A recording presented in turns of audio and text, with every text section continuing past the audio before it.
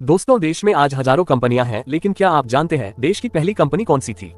उसका कारोबार क्या था? क्या वो कंपनी अभी भी है या नहीं है? और अगर है तो उसका कारोबार क्या है? सब आपको बताता हूँ, लेकिन उससे पहले अगर आप हमारे चैनल पर नए हैं तो चैनल को सब्सक्राइब जरूर कर ले, ताकि ऐसी ही इन्फॉर्मेटिव वीडियो आपको मिलती रहे।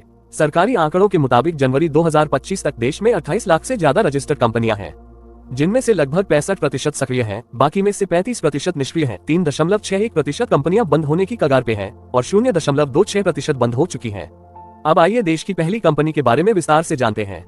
एक हिसाब से कहें तो ईस्ट इंडिया कंपनी भारत की पहली कंपनी थी, भले ही यह भारतीय न होकर अंग्रेजों की थी। इसी कंपनी ने भारत को गुलामी की बेड़ियां भी पहनाई। एक समय ये कंपनी एग्री माइनिंग से लेकर रेलवे तक सारे काम करती थी। ये भारत में व्यापार करने वाली पहली संगठित कंपनी थी, जिसने मुगल बादशाह जहांगीर की अनुमति से साल 1613 में सूरत में अपना पहला कारखाना स्थापित किया था।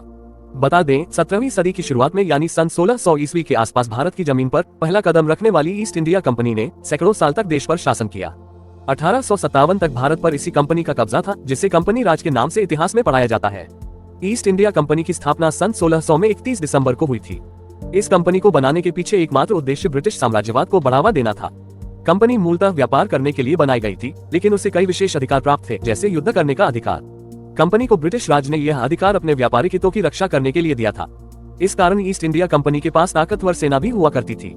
आपको बता दें कि वर्तमान समय में भारत को गुलाम बनाने वाली इस ईस्ट इंडिया कंपनी के मालिक भारतीय मूल के बिजनेसमैन संजीव मेहता हैं।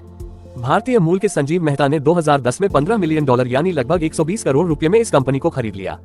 संजीव मेहता ने ईस्ट इंडिया कंपनी को खरीदने के बाद इसे ई कॉमर्स प्लेटफॉर्म बना दिया। अभी ये कंपनी चाय, कॉफी, चॉकलेट आदि की ऑनलाइन बिक्री करती है।